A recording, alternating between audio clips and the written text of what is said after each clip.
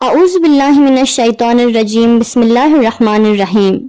وضاحت: ان دو اصولوں کے بارے میں یہاں وضاحت ضروری ہے کہ عدل الہی کا تقاضا کیوں جاویدان زندگی ہے۔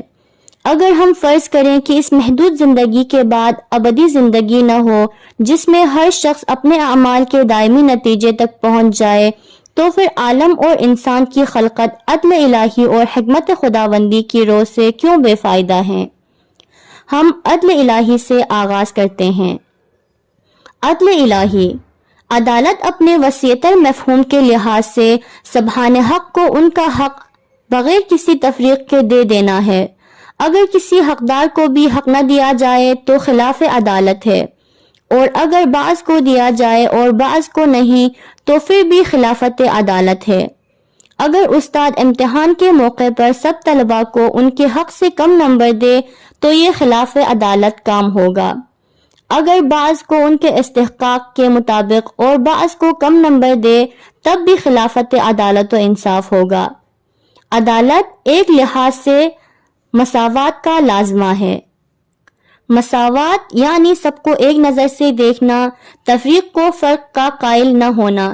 ایسی مساوات کا لازمہ عدالت ہے، یعنی جو شخص جتنی مقدار کا استحقاق رکھتا ہے اسے اتنا دیا جائے۔ اگر زیادہ کا استحقاق رکھتا ہے تو زیادہ دیا جائے، کم کا استحقاق رکھتا ہے تو کم دیا جائے۔ اس میں تفریق و امتیاز بالکل نہ ہو۔ اور اگر مساوات سے ہماری مراد عطا کرنے میں برابری ہو اور استحقاق کو دیکھے بغیر سب کو برابر دیا جائے تو ایسی مساوات خلاف عدالت اور ظلم کے ہمراہ ہوگی۔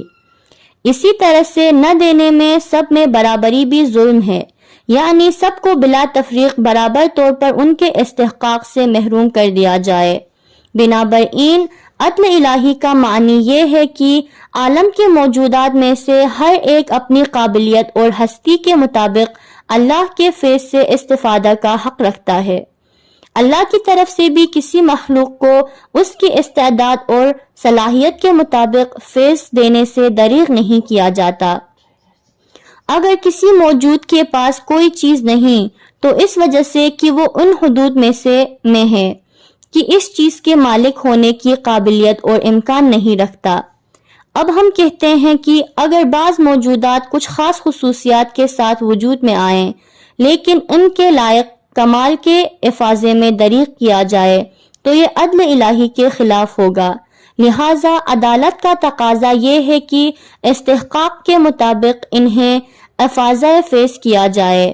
تمام موجودات کے مابین انسان ایسی مخلوق ہے جس میں قابلیت، استعداد و صلاحیت اور اہم خصوصیات کا سرمایہ موجود ہے۔ اس میں موجود قوت تحریک جو اسے کام اور فعالیت پر مجبور کرتی ہے، صرف اتنی نہیں جتنی حیوان میں ہوتی ہے۔ حیوان میں صرف وہ عزائز موجود ہیں جو اسے صرف طبیعت اور مادی زندگی سے مربوط کرتی ہیں، لیکن انسان جیسا کہ پہلے کہا گیا ہے ایسی سرشت و جبلت کا مالک ہے جو صرف اس دنیا کے مطابق نہیں بلکہ اس کی سطح بالا ہے، یعنی وہ جاویدان اور ابدیت کی سطح پر ہے۔ انسان میں عالی فکری تحریکات موجود ہیں، یعنی اس میں اخلاقی، علمی، ذوقی، مذہبی اور الہی فیض کے محرکات پائے جاتے ہیں۔ بہت سارے کام انسان ان چیزوں سے متاثر ہو کر کرتا ہے اور کبھی اپنی طبعی مادی اور حیوانی زندگی ان عالی اور انسانی اہداف پر قربان کر دیتا ہے۔ قرآن کی تعبیر کے مطابق انسان اپنے علمی نظام کو ایمان اور عمل صالح کی بنیاد پر قرار دیتا ہے اور اس نظام میں جاویدان زندگی اور خوشنودی خدا کا طالب ہوتا ہے۔ انسان میں جاویداں اور عظیم تصور بھی ہے اور اس کی خواہش و آرزو بھی اور ایسے عزائز بھی جو اس کو اسی طرف لے جاتے ہیں۔ یہ سب چیزیں دائمی اور جاویداں رہنے کی قابلیت اور استعداد کی حکایت کر رہی ہے۔ دوسرے لفظوں میں یہ سب چیزیں اس بات کی دلیل ہیں کہ مجرد اور غیر مادی روح کا مالک ہے۔ یہ سب امور انسان کو اس دنیا میں جنین کے حکم میں قرار دے رہے ہیں جو رحم مادر میں کچھ خاص وسائل اور آلات و نظامات کا مالک ہوتا ہے، جیسے نظام تنفس، گردش خون، نظام اعصاب، بصارت و سماعت کا آلہ، نظام تناسل وغیرہ، یہ سب چیزیں رحم سے خارج ہونے کے بعد حیات دنیاوی کے مطابق تو ہیں، لیکن رحم کے اندر کی 9 ماہی زندگی کے مطابق نہیں۔ یہ درست ہے کہ انسان دنیاوی زندگی میں نظام ایمان و عمل صالح سے فائدہ اٹھاتا ہے، لیکن یہ فائدہ تفصیلی ہے۔ نظام ایمان و عمل صالح ایک بیج کے حکم میں ہے جو ایک سعادت مندانہ جاوداں زندگی میں پرورش اور رشد کی صلاحیت رکھتے ہیں، یعنی ایک ابدی زندگی کے لیے، اور ایک ابدی زندگی میں ہی اس کے صحیح معنی اور مفہوم ہو سکتا ہے۔ انسان نہ صرف ایمان و عمل خیر کے نظام میں طبیعت سے بالا تر فضا میں پرواز کرتا ہے اور مادی تعلقات سے مافوق تخم پاشی کرتا ہے، بلکہ نظام ایمان و عمل صالح کے مخالف نظام میں بھی، جیسے قرآن نظام کفر و فسق کہتا ہے، اس کے کام طبیعت اور حیوانیت کے حدود سے معاورہ اور جسمانی ضروریات اور طبیعی تعلقات سے خارج ہوتے ہیں، اور اس پر روحانی اور جاودانہ پہلو غالب آنے لگتا ہے، لیکن یہ انحراف کی صورت ہوتی ہے، اسی لیے وہ ایک قسم کی حیات جاوید کا مستحق ہو جاتا ہے، لیکن افسوس ہے وہ اپنے لیے درد و رنج جمع کرتا ہے، اور دینی اصطلاح میں وہ جہنم کی راہ اختیار کر لیتا ہے۔ انسان ایسا نہیں کہ اگر ایمان و عمل صالح کے مدار میں حرکت نہ کرے تو اپنے آپ کو حیوان کے مدار میں محدود کر دے، بلکہ وہ صفر سے بھی نیچے چلا جاتا ہے، اور قرآنی زبان میں بل ہم ازل یعنی حیوان سے بھی پست تر اور گمراہ تر ہو جاتا ہے۔ اب اگر ابدی زندگی کا تصور نہ ہو تو پھر وہ انسان جو نظام ایمان و عمل صالح کے تحت چل رہے ہیں، اور وہ انسان جو ایمان عمل صالح کے مخالف نظام پر کاربند ہیں، ان شاگردوں کی طرح ہوگئے جن میں سے بعض نے اپنے کام کو احسن طریقے سے انجام دیا ہو اور بعض نے لہو لعب میں وقت گزارا ہے۔ اب اگر استاد چاہے کہ سب کو نمبروں سے محروم کر دے تو یہ محرومیت ظلم اور خلافت عدل ہوگی۔ اس مطلب کو سادہ الفاظ میں بھی بیان کیا جا سکتا ہے، وہ یہ ہے کہ خدا نے لوگوں کو ایمان اور نیکیوں کی دعوت دی ہے۔ لوگ اس دعوت کی قبولیت کے لحاظ سے 2 گروہوں میں تقسیم ہو گئے ہیں۔ بعض نے اس دعوت کو قبول کیا اور اپنے فکری اخلاقی نظام اور اپنے عمل کو اس کے مطابق انجام دیا، بعض نے قبول نہ کیا اور بدکاری میں پڑ گئے۔ دوسری طرف سے اگر دیکھیں تو اس دنیا کا نظام ایسا نہیں کہ نیک کام کرنے والے کو 100% جزا اور بدکار کو 100% سزا مل جائے، بلکہ بعض ایسے نیک کام کرنے والے ہیں جو اس دنیا سے بغیر جزا چلے گئے ہیں۔ ایسے عالم کا وجود ضروری ہے جہاں نیک لوگوں کو ان کی نیکی کا جزا کامل طور پر اور بدکاروں کو بدی کی سزا مکمل طور پر ملے، ورنہ یہ عدل الہی کے خلاف ہوگا۔ حکمت الہی۔ انسانوں کے کام 2 قسم کے ہیں۔ پہلا، بلا فائدہ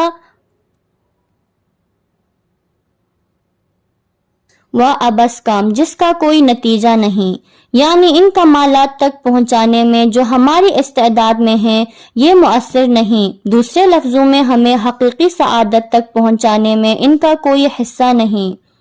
دوسرا، علاقانہ کام جس کے نتائج خوب اور مفید ہوتے ہیں اور ہمیں مطلوبہ کمال تک پہنچانے کا ذریعہ ہے۔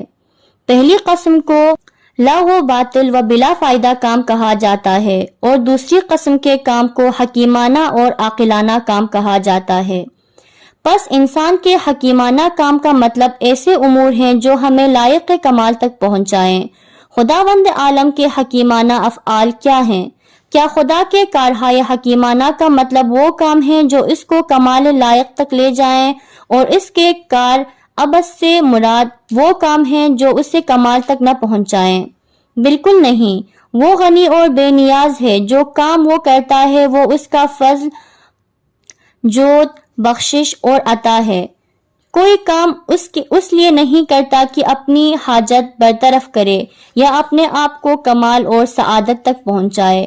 خدا کے کارہائے حکیمانہ کا مطلب یہ ہے کہ خدا کسی مخلوق کو کمال لائق تک پہنچائے۔ ابس کاموں کو خدا کی طرف نسبت دینے کا مطلب یہ ہے کہ خدا کسی مخلوق کو پیدا کرے لیکن اس کو کمال لائق اور ممکن تک پہنچانے کا بندوبست نہ کرے۔ یہی وجہ ہے کہ حکمت خداوندی اور انسان کے حکیم ہونے کا مطلب جدا جدا ہے۔ انسان کو حکمت و دانائی کا مطلب عقل مندی اور کمال انسانی کے طریق میں قدم اٹھانا، اور حکمت خداوندی کا مطلب مخلوقات کو کمال لائق تک پہنچانا ہے۔ دوسرے لفظوں میں حکمت خداوندی یعنی اشیاء کی ایسی خلقت جس کی اساس اور بنیاد انہیں غایت و کمال لائق تک لے جائے۔